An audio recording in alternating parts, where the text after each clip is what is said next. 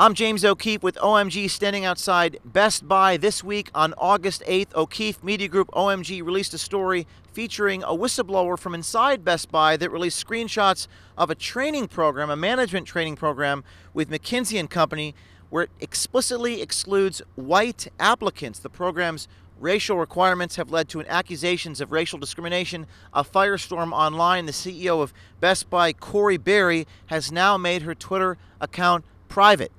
Now, a second whistleblower has come forward exclusively to OMG with audio recordings of his manager, Mike Hirsch, at a Best Buy in Jacksonville, Florida, stating that LGBTQ flags were appropriate in the Geek Squad office, but Christian crosses were not.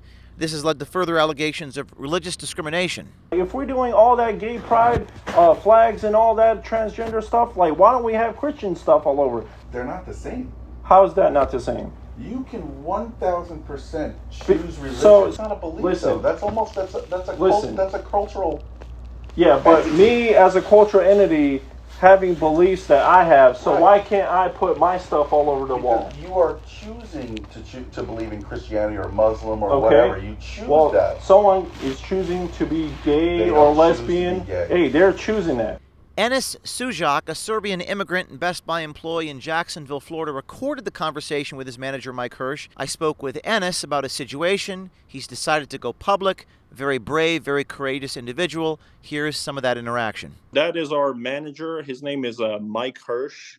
He and I had a very long conversation. It was like an hour and 30 minutes of he and I just going back and forth with him, telling me that it was work appropriate to have all this LGBTQ stuff that's going on in the office and everywhere else, but it's not okay for me to, be a Christian myself and have a Bible right over there that's right there at the office, or have a cross or a Quran or anything like that. That's not work appropriate, but having that LGBTQ pride flag everywhere else, that is work appropriate, and I wasn't standing for that. Are you calling the police? I am, actually. You're calling the police.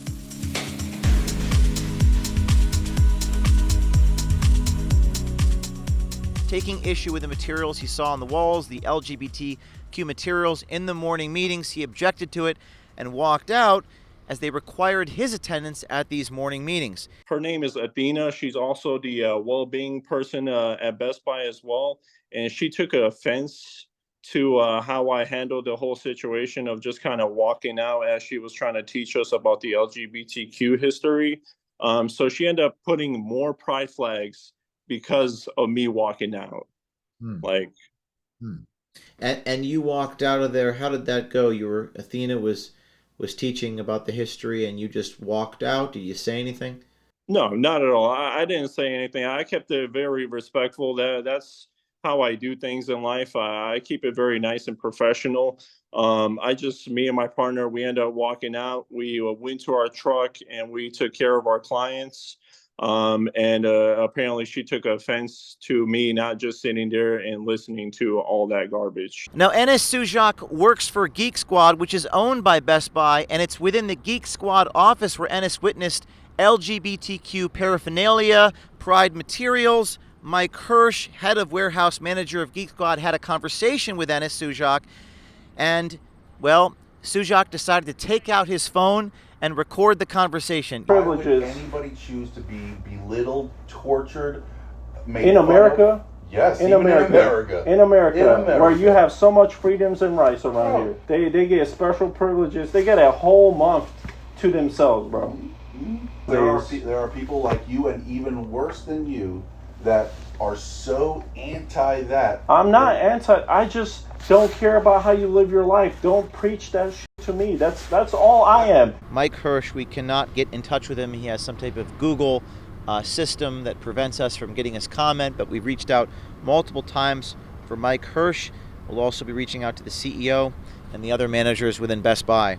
I'm James O'Keefe with OMG News, and we'll continue to follow this important story. We've had a number of whistleblowers reach out to us in the last 24 hours as a result of this initial screenshot from within Best Buy, not just Best Buy, other organizations and corporations requiring their employees to participate in various political programs that seem outside the scope of their corporate charter. Stay tuned.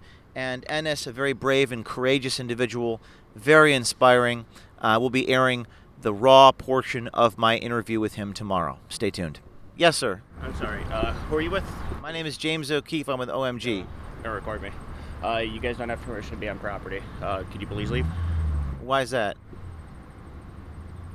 Can you please leave the property? This is a parking lot for a mall in New York State.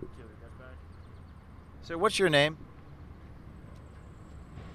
What is your name? So we're standing outside the Best Buy, and this man comes out and asks me to leave.